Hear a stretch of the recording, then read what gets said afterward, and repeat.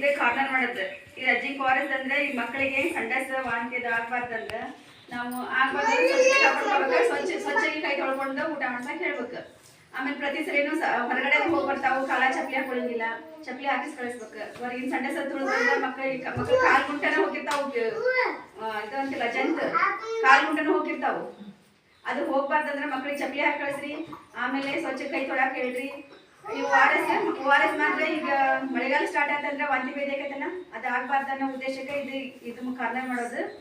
Zinc ORS ಅಂದ್ರೆ ORS 1 litre ನೀರು ಕಾಸಿ ಕಾದಾರಿದ ನೀರಿಗೆ 1 ಪಾಕೆಟ್ ಪೂರ್ತಿ ಹಾಕ್ಬೇಕು. 1 ಲೀಟರ್ ನೀರಿಗೆ 1 ಪಾಕೆಟ್ ಪೂರ್ತಿ ಹಾಕಿ ಮಕ್ಳು ಯಾವಾಗ ಕುಡಿತೀವಿ ಅಂತಾರೆ ಅವಾಗ ಕುಡಿಸ್ಬೇಕು. ಅವ್ರು ನೀರು ಕೇಳಿದಾಗೆಲ್ಲ ಇದು ಕುಡಿಸ್ಬೇಕು.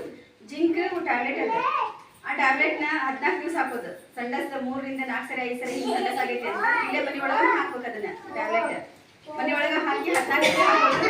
6 ತಿಂಗಳ ಒಳಗೆ ಮಕ್ಕಳು ಕಡಿಮೆ ಆಗಿತ್ತು ಅಂದ್ರೆ ಆಸ್ಪತ್ರೆಗೆ ಕಲ್ಲಡಿಗೆ ಆಸ್ಪತ್ರೆಗೆ ಹೋಗ್ಬೇಕು. KMCಗೆ ಹೋಗಿ ಅಲ್ಲಿ ಡಾಕ್ಟರ್ ಇರ್ತಾರ, ಅವ್ರ ಸಲಹೆ ಪಡಿಬೇಕು.